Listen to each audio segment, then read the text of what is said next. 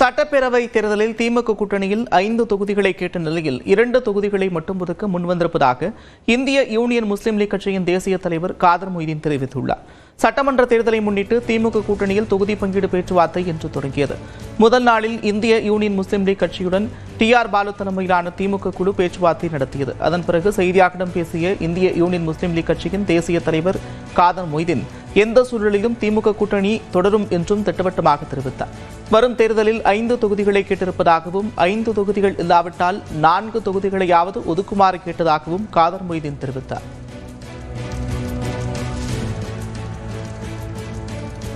முன்னேற்ற கழகம் போட்டியிட்ட தொகுதிகளில் சில தொகுதிகளை தானம் பண்ணி அந்த அவர்களையும் நம்மோடு சேர்த்து கொள்ளணும் அப்படிங்கிற முடிவில் நாங்கள் இருக்கோம். அதே மாதிரி நாங்கள் தியானம் பண்ணி தாராளமாக கொடுக்குறோங்கிறது முதல்ல நாங்கள் வழிகாட்டுறோம்.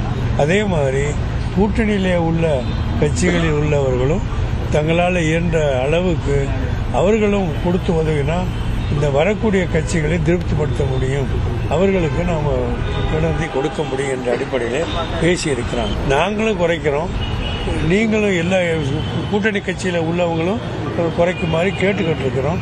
அந்த அடிப்படையில் உங்களிடத்துலையும் நாங்கள் கேட்குறோம். 3 தொகுதியை கொடுத்துருக்கிறோம், அதில் ஒன்று தானம் பண்ணால் நல்லா இருக்கும் அப்படிங்கிற கருத்தையும் வச்சிருக்கிறாங்க. தொகுதி பங்கீடு தொடர்பாக மற்ற கட்சிகளுடன் ஆலோசனை நடத்திய பிறகு மீண்டும் அழைப்பு வரும் என்றும் தேர்தலில் போட்டியிட சின்னம் சார்ந்த எந்த பிரச்சனையும் இல்லை என்றும் காதர் மொய்தீன் தெரிவித்தார். இதற்கிடையே காதர் மொய்தீன் திடீரென மயங்கி விழுந்ததால் பரபரப்பு நிலவியது. அவருக்கு மருத்துவர்கள் முதலுதவி சிகிச்சை அளித்தனர்.